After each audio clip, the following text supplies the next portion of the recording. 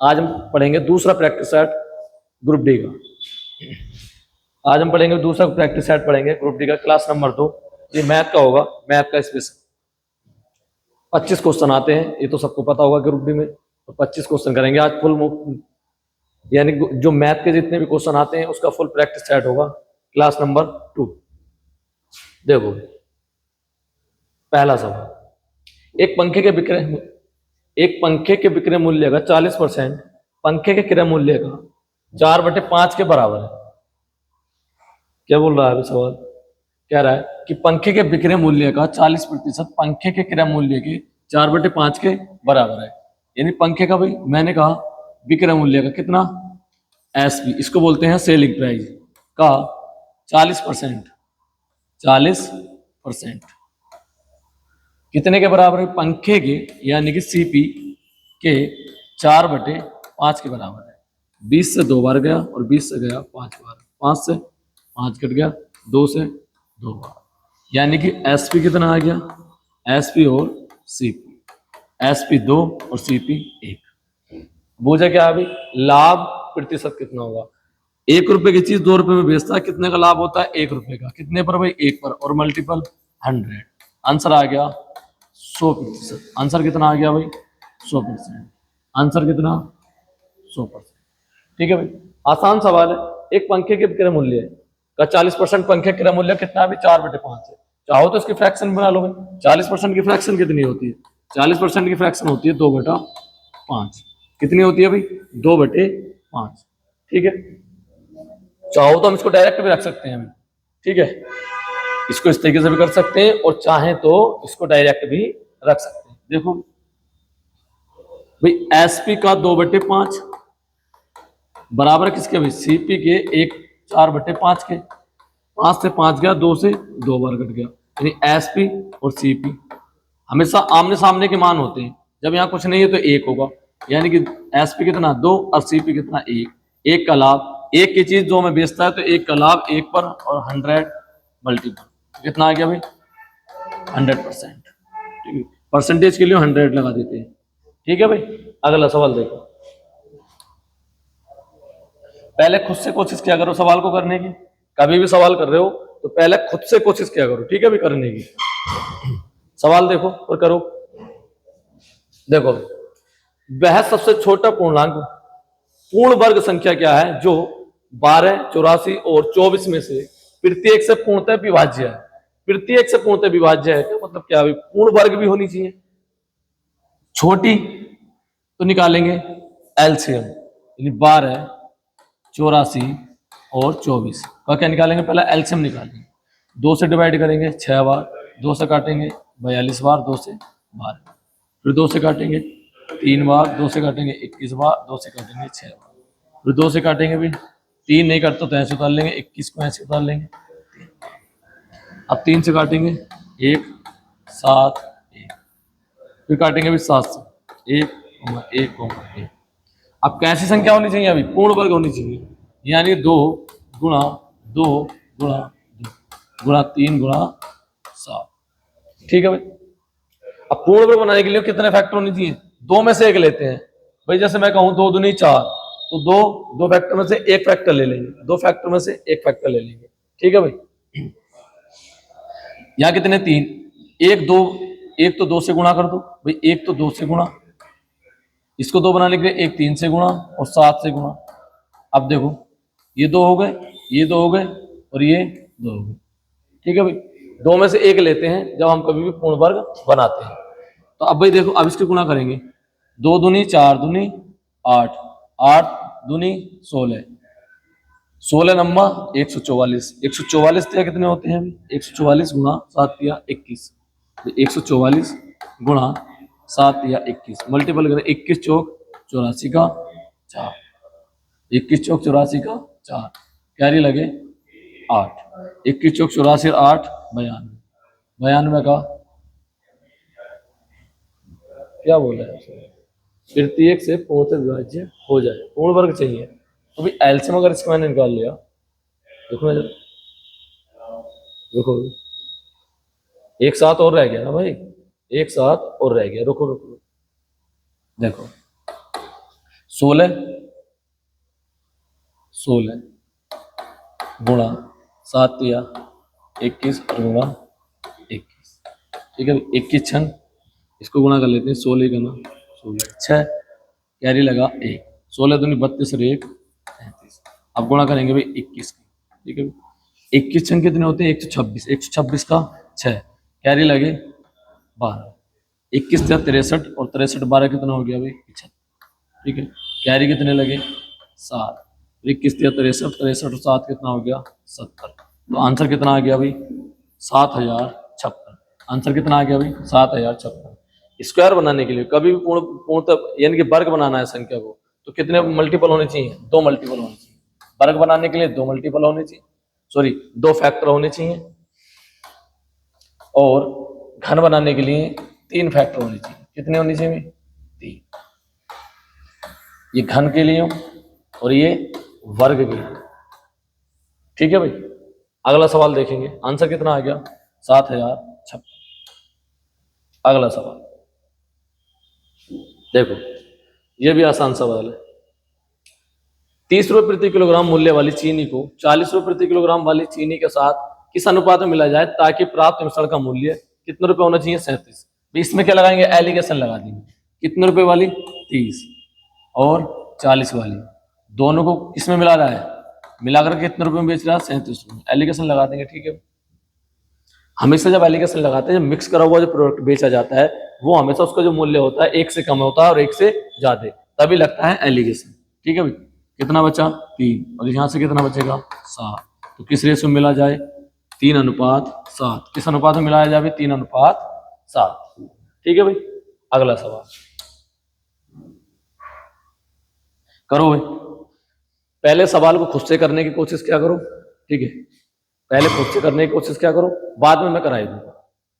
अगर मैथ को जितना, अगर तुम चाहते हो कि अच्छे से मैथ को सीखा जाए, तो पहले सवाल को खुद क्या करो। पहले सवाल को क्या करो भाई? खुद क्या करो।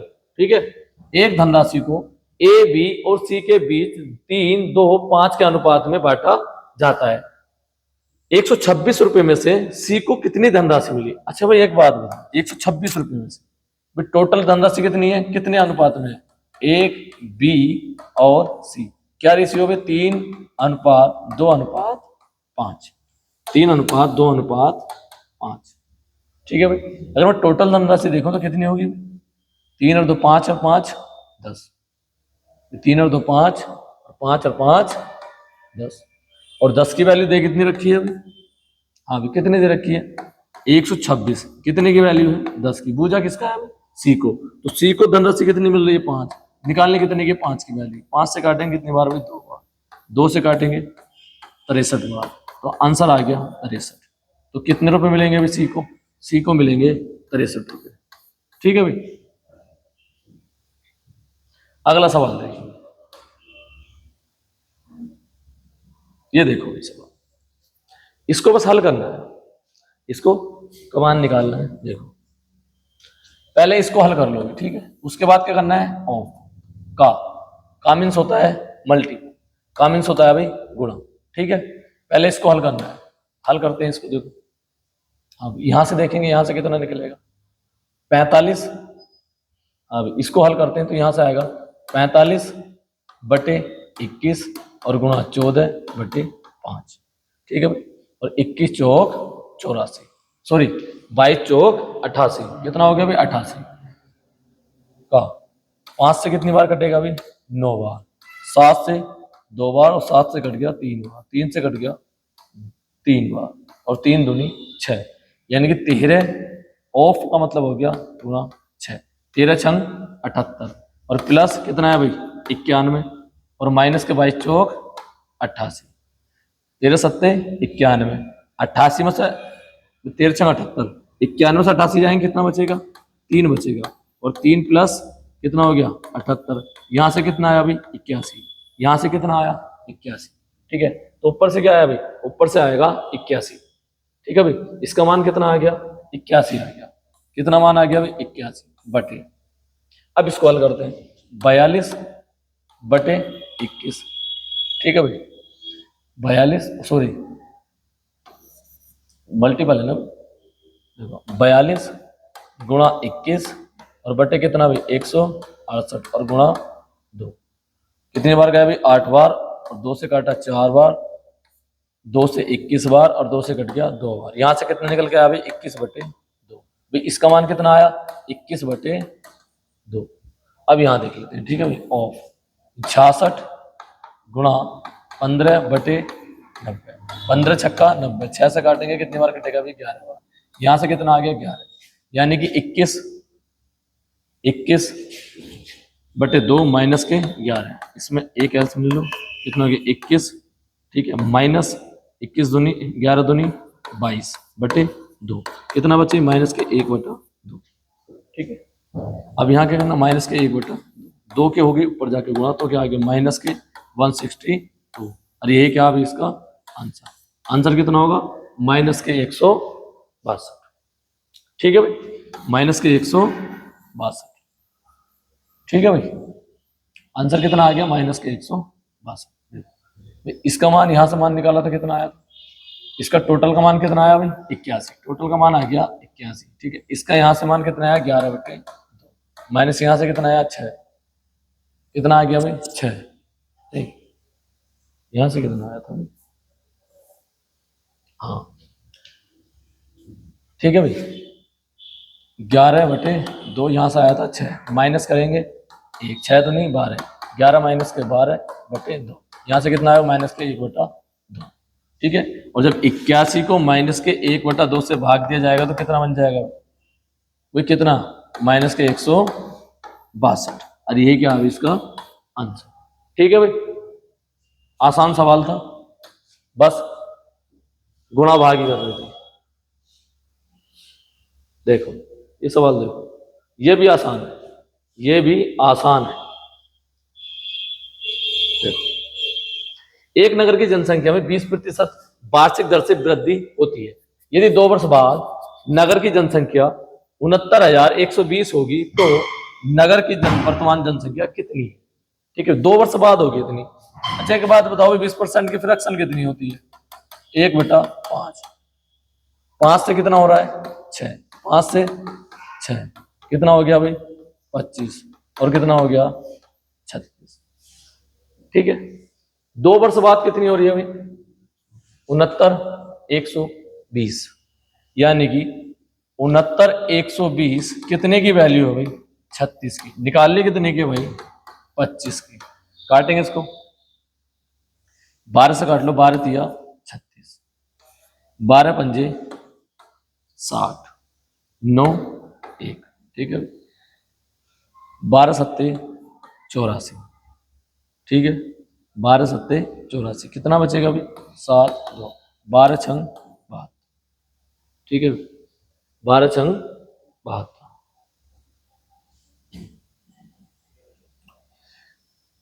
अब क्या करना है अभी हमें, अब देखो 3 से काटेंगे इसके, 3 से काटा 19 2 0, ठीक है। और गुणा किससे करेंगे 25 से, 25 की 0 से करेंगे 0, 25 दूनी 50 का 0 कैरी लगे 5, 25 नम्मा 225 और 5 230 0 कैरी लगे 23, 25 के 1 से 1 और 25 कितना हो गया भाई 48, ठीक है। 25 और 23 कितना हो गया 48, आंसर आ गया 48,000, ठीक है भाई। आंसर कितना आ गया 48,000, आया समझ में। देखो एक बार और समझ लो, देखो बस कैलकुलेशन ही, कुछ भी नहीं है सवाल में, सवाल में कुछ भी नहीं है, कैलकुलेशन है भाई। ये क्या है, ये 2 वर्ष बाद की, ये क्या है 2 वर्ष बाद की है, ठीक है। और ये है वर्तमान, ये कौन सी जनसंख्या, ये वर्तमान जनसंख्या, और ये 2 वर्ष बाद की जनसंख्या। अब 2 वर्ष बाद की जो जनसंख्या दे रखी है उसने वो कितनी दे रखी है भाई 69,120 दे रखी है, यानी कि 69,120 एक्चुअल में है कितने की वैल्यू 36 की, और निकालने कितनी की है भाई 25 की, तो आंसर कितना आ गया 48,000, ठीक है भाई। अगला सवाल,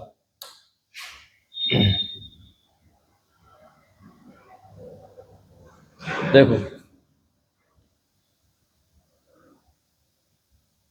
ये भी, इस सवाल को देखेंगे, अच्छा सवाल है।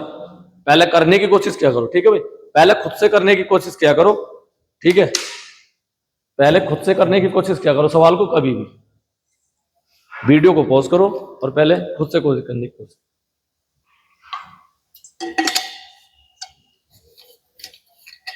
करो करो सवाल करो। देखो, 20 दिनों तक कार्य करने के बाद शिखा को पता चलता है कि केवल 20% काम हुआ है, केवल 20% कार्य ही पूरा हुआ है। वह टीना को नियुक्त करती है जो शिखा से 100% अधिक कुशल है। यानी कि जो इनकी क्षमता है, अभी क्षमता का जो रेशियो है इनकी, वो क्या है भाई? देखो भाई, अगर शिखा ने 20 दिन में कितना काम करा है? 20%। यानी कि शिखा का जो 20% है, 1/5 काम है, वो कितने दिन में हो रहा है अभी? 20 दिन में। तो टोटल जो काम करेगी शिखा, वो कितना करेगी भाई? 100 दिन में करेगी। टोटल शिखा कितने दिन में काम करेगी? 100 दिन में काम करेगी। ठीक है भाई। और उसने क्या काम करा? टीना को नियुक्त करा जो शिखा से कितनी है? 100% अधिक कुशल है। अगर मैं बात करूं शिखा और टीना, ठीक है भाई, इनकी जो क्षमता का रेशियो है, क्षमता क्या है? शिफा जो है टीना को नियुक्त करती है जो शिफा से कितनी है भाई? यानी टीना जो है शिफा से 100% अधिक कुशल है। 100% अधिक का मतलब ये है भाई, अगर ये 1 है तो ये कितनी है भाई? 2 है, तभी तो भाई 100% अधिक होगा। तो समय का जो इनका अनुपात आएगा, वो क्या आएगा भाई? समय का अनुपात बनेगा। अगर क्षमता का अनुपात 1:2 है तो क्षमता यानी कि समय का अनुपात क्या होता है? उल्टा होता है। समय का अनुपात कितना बनेगा भाई? 2:1। अब उसने कहा कि टीना यदि अकेले इस कार्य को करे तो कितने दिन में पूरा कर लेगी? भाई ये कितना समय ले रही है? अनुपात में 2, और 2 की वैल्यू है कितनी भाई? हाँ भाई, सिफा जो समय ले रही है 100 दिन समय लेती है, अनुपात में 2, यानी कि 100 जो है कितने की वैल्यू है भाई? 2 की। जबकि टीना अनुपात में कितना समय ले रही है? 1। वैल्यू निकालनी कितने की है भाई? 1 की। तो टीना का जो समय होगा वो कितना होगा? टीना का जो समय होगा वो कितना होगा? 2 से काटेंगे 50 बार, और 50 की गुणा करेंगे 1 से, तो आंसर आ जाएगा 50 दिन। आंसर कितना आ जाएगा भाई? 50 दिन। कितना आंसर आएगा? 50। ठीक है भाई, आंसर कितना आ गया? 50 दिन। ठीक है, अगला सवाल देखो, यदि किसी बेलन की त्रिज्या में 16% की वृद्धि कमी कर दी जाए तो उसकी ऊंचाई में कितने प्रतिशत की वृद्धि करनी होगी ताकि बेलन का आयतन वही रहे? बेलन का आयतन क्या होता है पहले तो ये पता होना चाहिए। बेलन का आयतन क्या होता है भाई? पाई आर स्क्वायर एच। ठीक है भाई। अगर वो 2 की बात करता है, यानी कि कम कर रहा है, 16% की फ्रैक्शन कितनी होती है भाई? 4/25। यदि 25 थी, 4 घट गई, तो भाई हो कितनी गई? 21। भुजा क्या है कि ऊंचाई में कितने की वृद्धि होनी चाहिए? यानी कि पाई आर 1 का स्क्वायर इंटू H1 बराबर, दोनों आयतन जब भी तो बराबर पाई आर 2 का स्क्वायर इंटू H2। ठीक है भाई, पाई से पाई कट गया। R1 का मान कितना है भाई? 25 का स्क्वायर और गुणा H1। यहां से क्या होगा भाई? हाइट का रेशियो निकल आएगा। यहां से क्या होगा? हाइट का रेशियो निकलेगा, और जब हाइट का रेशियो निकलेगा तो तभी तो जब भाई हमें हाइट पता होगी तभी तो हम कमी वृद्धि को बता सकते हैं। ठीक है भाई, R2 का मान कितना है? अगर 25 थी और 4 घट गई तो बची कितनी? 21। और 21 का स्क्वायर कितना होता है भाई? 21 का स्क्वायर कितना होता है? और गुणा H2। हाँ भाई, 25 का स्क्वायर होता है 625 गुणा H1, और 21 का स्क्वायर होता है कितना भाई? 441 गुणा H2। ठीक है भाई, 441 गुणा H2। तो H1 का मान हो गया 441 और H2 का मान हो गया 625। H1 का मान बटे H2 कितना हो गया भाई? 441 बटे 625। अब बताओ हाइट में कितने की वृद्धि करनी होगी भाई? कितने की वृद्धि हो रही है? 4। हाँ भाई, 4 और 8 और 1, कितना इंक्रीज हो रहा है भाई? 184। और कितने पर हो रहा है? 441 पर, और परसेंटेज के लिए गुणा 100। आंसर कितना आ जाएगा भाई? आंसर आ जाएगा 41.72%। जब इसको सोल्व करेंगे तो कितना आंसर आएगा भाई? 41.72%। 72%। ठीक है भाई, इसको सोल्व करना तो आंसर कितना आएगा भाई? 41.72%। ठीक है भाई, अगला सवाल देखो। यदि एक राशि साधारण ब्याज पर निवेश किया जाता है तो वह राशि 4 वर्षों में स्वयं की 3/2 हो जाती है। 4 वर्षों में कितनी हो जाती है भाई? स्वयं की 3/2 हो जाती है। ठीक है भाई, तो वार्षिक ब्याज दर क्या होगी? अच्छा, स्वयं की कितनी हो गई? 3/2 हो गई, यानी कि राशि क्या थी? 2 थी, और कितनी हो गई भाई? 3 हो गई। यानी कि ये क्या था भाई? ये था मूलधन, और ये क्या था? अमाउंट, यानी कि मिश्रण। तो जो ब्याज है भाई, ब्याज कितना बढ़ा? 1। ब्याज कितना मिला? 1। यानी सिंपल इंटरेस्ट या साधारण ब्याज जो कितना? 1। निकालना क्या है? दर निकालनी है भाई। ब्याज बराबर क्या होता है? ब्याज बराबर क्या होता है? ऐसा ही बराबर होता है मूलधन गुणा दर गुणा समय बटे 100। ये होता है साधारण ब्याज का फॉर्मूला। ठीक है भाई, एक ब्याज मिला है, 1 रुपए का ब्याज मिला है, किस पर मिला है? हाँ, हालांकि हम निकाल सकते हैं, ठीक है, लेकिन पहले हम इसको सोल्व करेंगे। शॉर्ट तरीके से भी निकाल सकते हैं भाई। 1 का ब्याज मिला है, कितने पर मिला है? 2 पर मिला है, और कितने समय के बाद? 4। और कितने करने फिर रेट निकालनी है, r बटे 100। 4 दूनी 8। ठीक है, r बराबर हो गया 100 बटे 8, और 100 बटे 8 क्या होता है अभी? 12.5%। कितना आएगा अभी? 12.5%। आंसर कितना आ जाएगा अभी? 12.5%। आंसर कितना आएगा अभी? 12.5%। ठीक है भाई, अगला सवाल।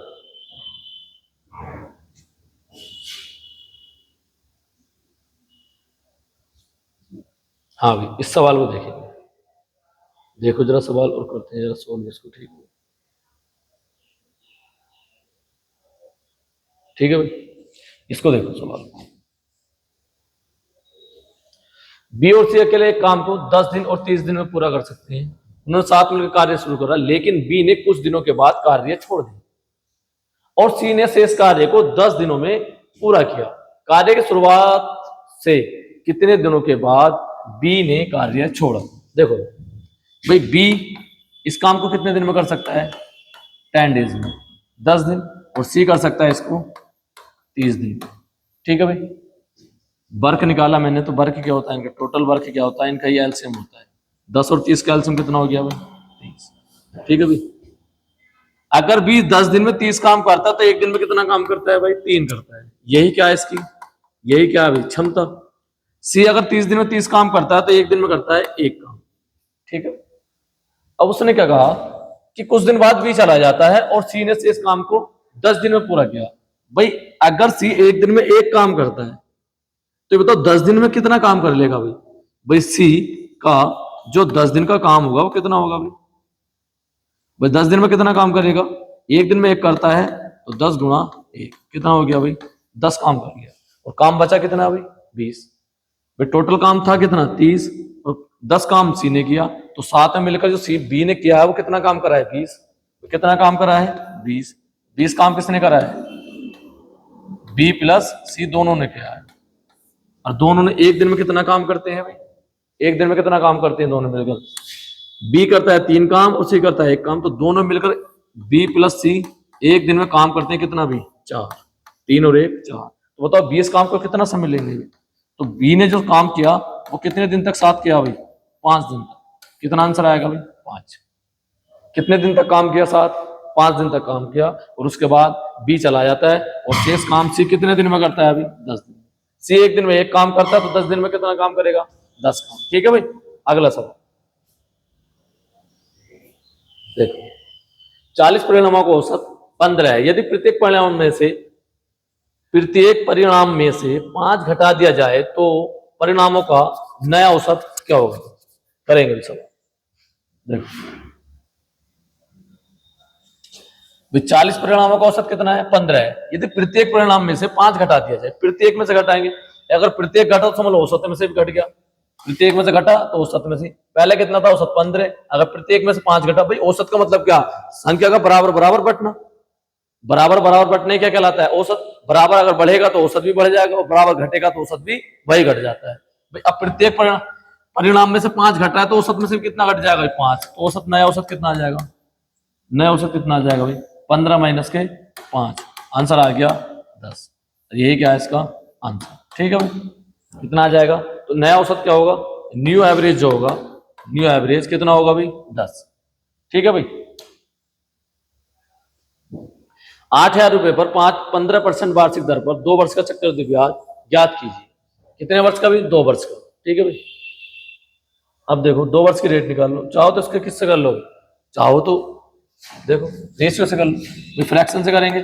15% की फ्रैक्शन कितनी होती है, 3/20, 3/20, यानी कि 20 से कितना हो गया भाई, 23 हो गया, 20 से कितना हुआ, 23 हो गया, ठीक है भाई। 20 BCM 400 और 23 से गुणा करेंगे तो कितना आ गया, 529, ठीक है भाई। अब क्या कह रहा है वो, तो चक्रवृद्धि ब्याज ही तो बताना है, चक्रवृद्धि ब्याज भाई कितना मिला, 129 रुपये, कितने रुपये मिलेगा, 129।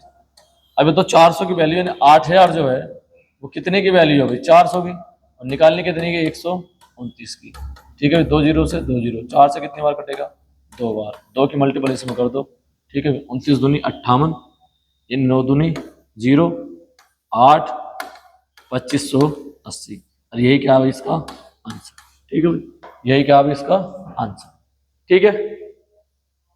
अगला सवाल,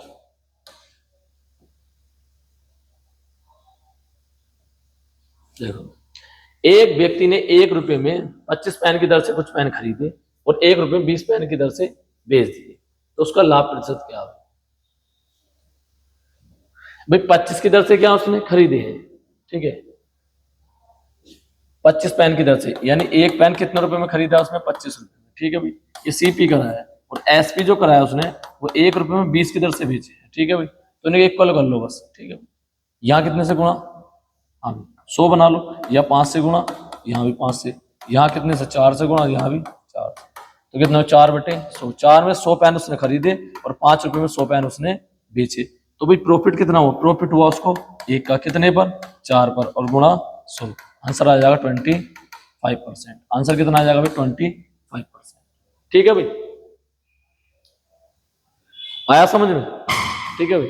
उसने कहा कि एक व्यक्ति ने 1 रुपए में 25 पेन की दर से, 25 पेन 1 रुपए में 25 पेन की दर से कुछ पेन खरीदे और 1 रुपए में 20 पेन की रेट से बेच दिए। हमेशा रुपए क्या रखते हैं, ऊपर, ये याद रखना, हमेशा रुपए ऊपर रखे जाते हैं और वस्तु हमेशा नीचे, ठीक है भाई। वो चाहे 1 खरीदे, 2 खरीदे, 4 खरीदे, 20 खरीदे, 100 खरीदे, कितने भी खरीदे, ठीक है। अगला सवाल, 2 अंकों की सबसे बड़ी संख्या ज्ञात करें जिसे 6 और 15 से विभाजित करने पर हर स्थिति में शेषफल 1 आता है। 2 अंकों की सबसे बड़ी संख्या पहले तो होती है 99, ठीक है भाई। कितनी होती है, 99, और क्या बोला है, बड़ी संख्या, ठीक है। अच्छे बताओ, 5 और 6 से विभाजित होगी, यानी इनके मल्टीपल से विभाजित होगी, कितने से विभाजित होनी चाहिए भाई, 30 से विभाजित होनी चाहिए। अगर जो संख्या 5 और 6 से कटेगी वो समझ लो किससे कटेगी, इनके मल्टीपल से भी कटेगी, 30 से कटेगी, और शेषफल कितना बचना चाहिए, 1। बताओ 61, पहली संख्या 61 है भाई। 99 से छोटी कौन सी संख्या जो 30 से कटती है, 90 कटती है, हाँ भाई, कितनी कटती है भाई, 90, और एक शेषफल बचना चाहिए, यानी 1, ऐड कर दो, कितना हो गया भाई, 91। तो आंसर कितना आ गया भाई, 91। 99 से भाई 2 अंकों की सबसे बड़ी संख्या 99। अब 99 से छोटी कौन सी अंक संख्या है जो 30 से विभाजित होती है, कौन सी होती है भाई, 90 होती है, और एक शेषफल भी बचना चाहिए, तो एक ऐड कर दो, तो कितना आ गया भाई आंसर, कितना आंसर आएगा, 91, ठीक है भाई। 61 नहीं होगा क्योंकि 61 91 से छोटी संख्या है, संख्या बतानी है 2 अंकों की बड़ी संख्या, ठीक है भाई।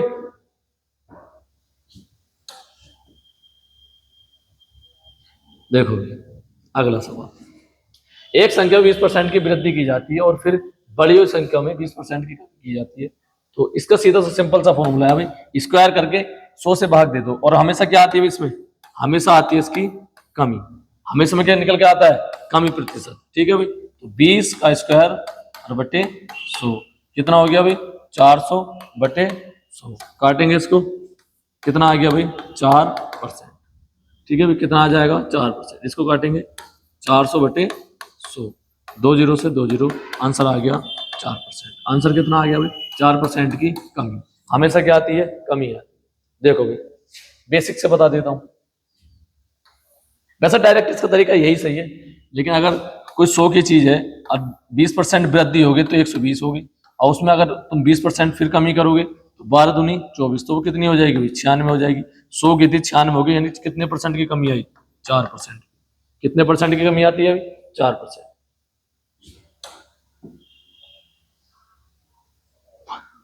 ठीक है भाई। यदि किसी घन का विकर्ण, घन का विकर्ण का फॉर्मूला क्या होता है? घन का विकर्ण होता है √3a, और उसका मान कितना रखा है? 8√3। इससे 3√3 से √3, a का मान कितना आ गया भाई? 8। तो उसका पृष्ठीय क्षेत्र, भाई पृष्ठीय क्षेत्रफल क्या होता है? पृष्ठीय क्षेत्रफल जो होता है वो कितना होता है भाई? 6a², यानी 6 गुणा a का मान कितना है? 8। 8 का स्क्वायर कितना होता है? 64। 6 गुणा 64, 6 चौक 24। ठीक है भाई, 384। कितना आ जाएगा भाई आंसर? 384 वर्ग सेंटीमीटर। कितना आंसर आ जाएगा भाई? 384 वर्ग सेंटीमीटर। ठीक है भाई, कितना आंसर आएगा? 384 वर्ग सेंटीमीटर। सही है भाई। अगला सवाल, एडवांस में फॉर्मूले जरूर याद रखना। एडवांस का कोई भी सवाल हो उसमें फॉर्मूले तुम्हारे जरूर याद होने चाहिए। ठीक है, फॉर्मूले याद कर लो। सही है भाई। घन के अगर मैं आयतन की बात करूं, घन का आयतन क्या होता है? घन का आयतन क्या होता है? आयतन होता है a की घात, ये भुजा की घात 3। ठीक है, अगर मैं इसके विकर्ण की बात करूं तो विकर्ण क्या होता है अभी? √3a। अगर पृष्ठीय क्षेत्रफल की बात करूं तो पृष्ठीय क्षेत्रफल जो होता है उसका कितना होता है? 6a²। ठीक है भाई। अगला सवाल,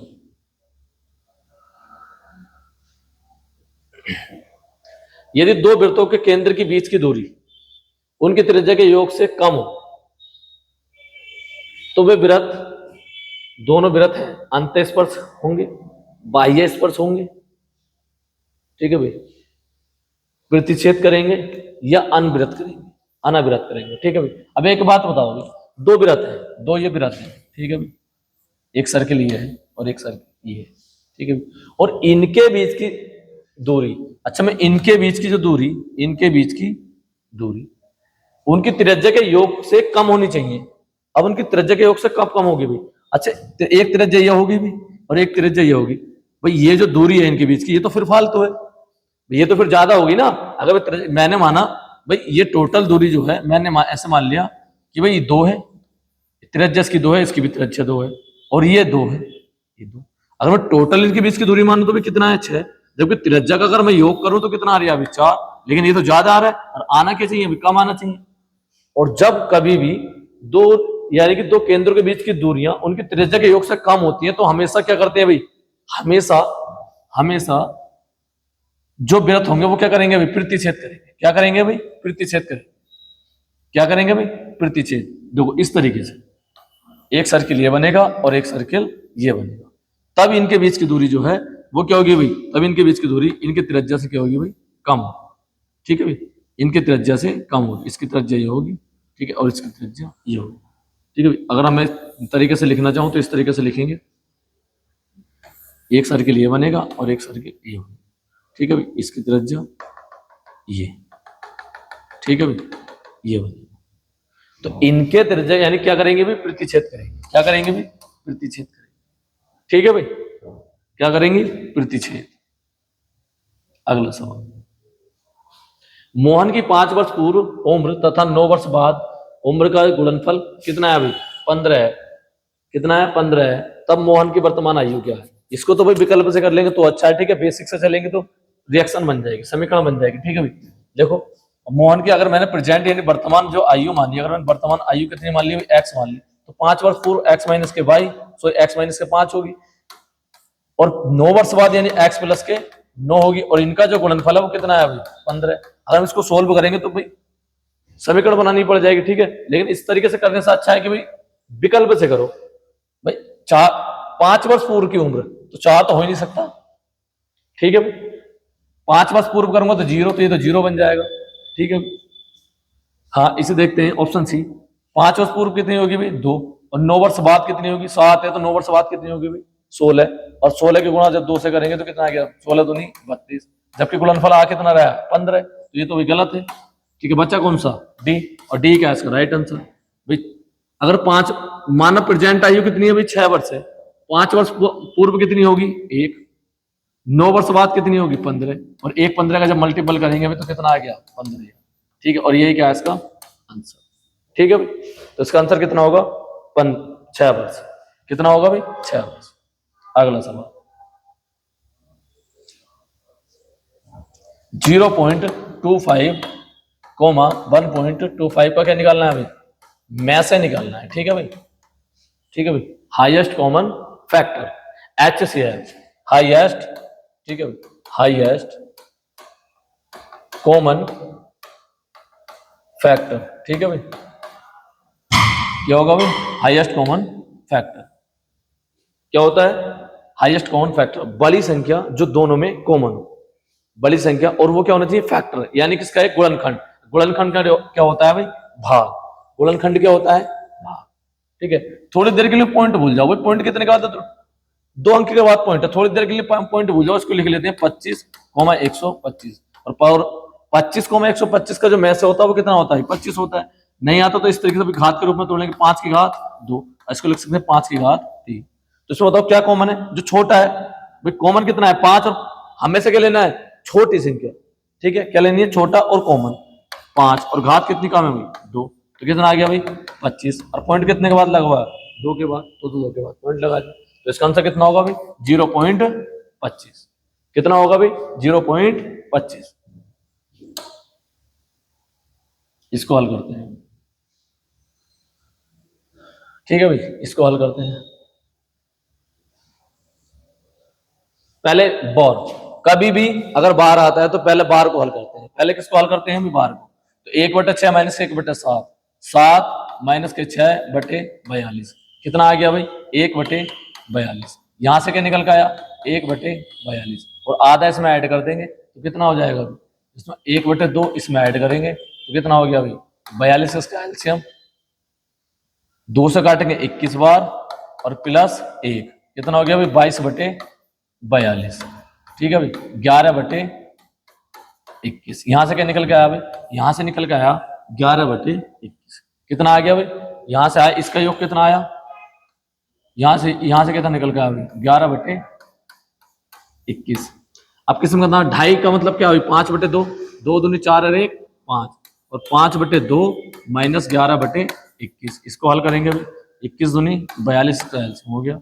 ठीक है भाई, 5 से कितनी बार हो गया 21, 21 पंजे 105, और 11 दूनी इन 21 दूनी 42, 11 दूनी 22, कितना आ गया भाई, यहां से आ गया 83/42। यहां से इसका मान टोटल का कितना आया भाई, टोटल का मान आ गया 83/42, और 83/42 में क्या करना है अभी 3/4 ऐड करना है, 3/4 प्लस 83/42, इनको ऐड करेंगे, इसका एलसीएम हो गया 84। 84 4 से 21, 21 दिया 63, प्लस कितना 2 बार, 2 से 6 बार, और 8 दिया 24। ठीक है भाई, इनको ऐड करेंगे कितना आ गया, अब कितना आएगा 9,0309/84, तो कितना आएगा 3 दूनी 6, और सॉरी 8 दूनी 16 है, सॉरी ये मिस्टेक हो गई थोड़ी, इसको देख लेंगे। 84 इसका एलसीएम बन गया। ठीक है भाई, 4 से 21 बार कटेगा, 21 दिया 63, 21 दिया 63, प्लस 2 बार कटेगा ना तो 2 दिया 6, और 8 दूनी 16, कितना आ गया भाई 104। इसको ऐड करेंगे कितना आ जाएगा, 9, 2 और 2। ठीक है /84। अब किस में से घटाना है, अब घटाना है भाई इस टोटल का मान कितना आ गया, अब टोटल का मान कितना आ गया, इसका टोटल का मान आ गया 229/84। ठीक है भाई, अब किस में से घटाना है 5 में से घटाना है, 5 में से घटाएंगे 5 माइनस 229/84। ठीक है भाई, कितना हो गया 84 पंजे 420, और माइनस के 229/84, कितना बचेगा भाई 1, यहाँ कितना बचा 11, 11 में से 2 गया 9, यहाँ 3, 3 में से 1, 191/84, 84 दूनी 168, 84 दूनी कितना हो गया भाई 168, 84 दूनी 168। ठीक है भाई, और 168 यानी कि कितना बचा भाई 23, कितना बचेगा भाई 23, हाँ कितना बचेगा अभी 23। देखो 191 से जब 168 घटाएंगे तो कितना बचेगा 3। यहाँ कितना बचेगा 18 2 23, कितना बचेगा 23 और 23/84। और यही क्या अब इसका आंसर 2 सही 23/84। 2 सही 23/84, इसका आंसर कितना आएगा भाई 2 सही 23/84। टोटल का मान कितना आ गया भाई, इसका मान कितना बना, पहले बार वाला हल करते हैं, पहला करा बार वाला हल, इसका क्या आया भाई 1/42। टोटल को हल किया 229/84 आ गया। फिर क्या करना 5 में से घटाना है, ठीक है 5 में से घटाया कितना आ गया भाई 191/84 या 2 सही 23/84। ठीक है भाई अगला सवाल देखो,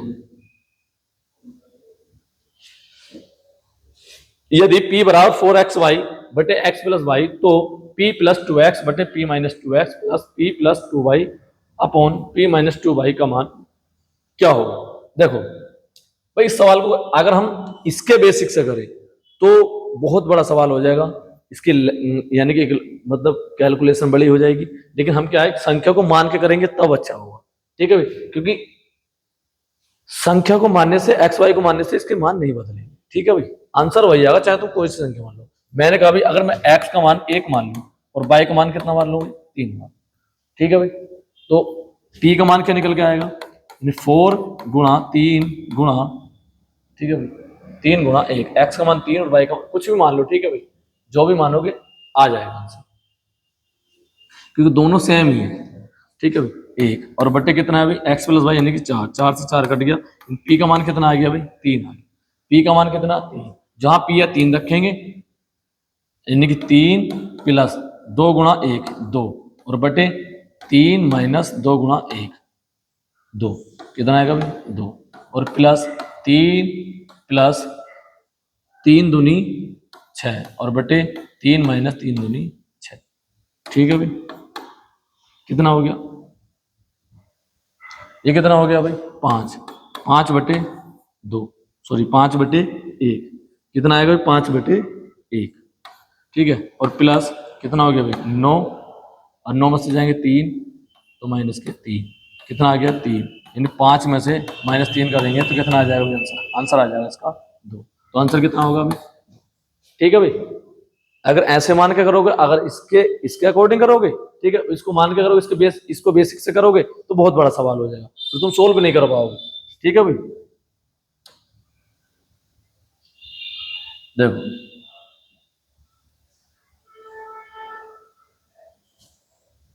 ठीक है भाई, देखो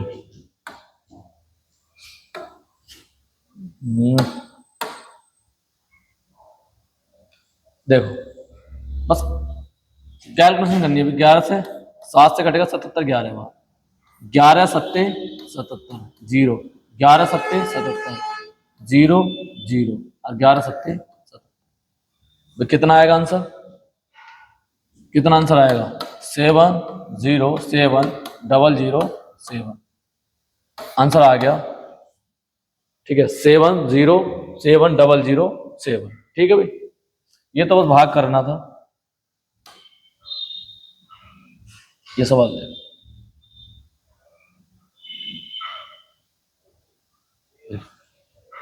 0.11 का स्क्वायर प्लस 0.06 का स्क्वायर प्लस 0.031 का स्क्वायर बटे 0.11 का स्क्वायर प्लस 0.006 का स्क्वायर प्लस 0.0031 का स्क्वायर। तो इसमें क्या करना है, देखो इसको कितना आसानी से कर सकते हैं, बहुत आसानी से सवाल कर सकते हैं।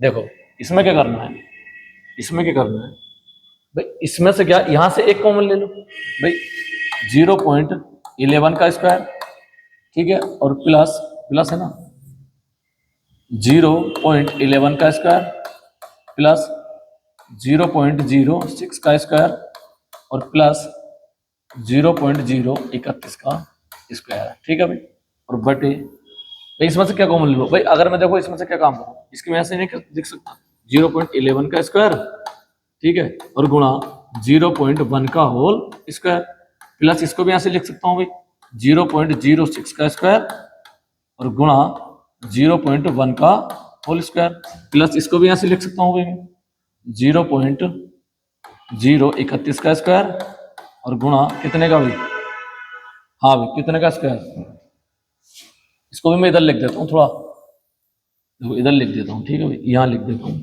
0.11 का स्क्वायर प्लस 0.06 का स्क्वायर और प्लस 0.031 का होल स्क्वायर। इसको अब देखो इसमें कॉमन क्या लिखते हैं, 0.11 का स्क्वायर और गुणा 0.1 का स्क्वायर और प्लस 0.06 का स्क्वायर और गुणा 0.1 का होल स्क्वायर प्लस 0.031 का स्क्वायर, ठीक है, और गुणा 0.1 का होल स्क्वायर, ठीक है। अभी देखो भाई इसमें से क्या कॉमन आ रहा है, 0.1 कॉमन आ रहा है नहीं आ रहा है सब में से, तो 1/0.1 का होल स्क्वायर, ठीक है भाई, यही तो इसमें से कॉमन आ रहा है कि नहीं आ रहा है, ठीक है भाई। इसमें से क्या है, ऊपर से 1 का स्क्वायर कॉमन लेंगे तो नीचे से क्या आएगा 0.1 का होल स्क्वायर। देखो अब यहाँ कितना बचेगा, यहाँ से 1 कॉमन ले लो, तो यहाँ से कितना कॉमन ले लो, 1 कॉमन ले लो, ठीक है। तो यहाँ कितना बचेगा भाई, देखो भाई एक मिनट, यहाँ से 1 का स्क्वायर कॉमन ले लो, 1 का स्क्वायर कॉमन ले लो, बटे यहाँ से कितना कॉमन ले लो, 0.1 का होल स्क्वायर कॉमन ले लो, ठीक है। 0.11 का स्क्वायर प्लस 0.06 का स्क्वायर और प्लस 0.0, ठीक है भाई, इसको ऐसे कर लेते हैं 0.31 का होल स्क्वायर, ठीक है भाई। और यहाँ कितना बचेगा, 0.11 का स्क्वायर प्लस 0.06 का स्क्वायर और प्लस 0.031 का स्क्वायर, और ये क्या होगा, इससे कट जाएगा, कितनी बार, एक बार, कितनी बार कटेगा भाई, एक बार। तो यहाँ कितना बचेगा, 1/0.1 का होल स्क्वायर, यानी कि 10 का होल स्क्वायर। तो पॉइंट हटाएंगे 0 लग जाएगा तो कितना आ जाएगा, आंसर आ जाएगा 100। आंसर कितना आ गया भाई, 100, ठीक है। अगला सवाल, ये भी सेम सवाल है, ठीक है भाई, इसका आंसर तुम कमेंट बॉक्स में बताना, ठीक है भाई। इसका आंसर किसमें बताना है, कमेंट बॉक्स में। सेम सवाल है, इसी तरीके से करना है, ठीक है भाई। इसका आंसर बताएंगे कमेंट बॉक्स में, ठीक है। तो आज के सवाल समझ में आए होंगे, ठीक है भाई, आज के सवाल समझ में आए हों। अगर क्लास अच्छी लगी हो तो वीडियो को लाइक करें और शेयर करें और कमेंट करके जरूर बताएं कि आज के सवाल कैसे थे, ठीक है भाई। थैंक यू, आज के लिए इतना ही काफी है, थैंक यू।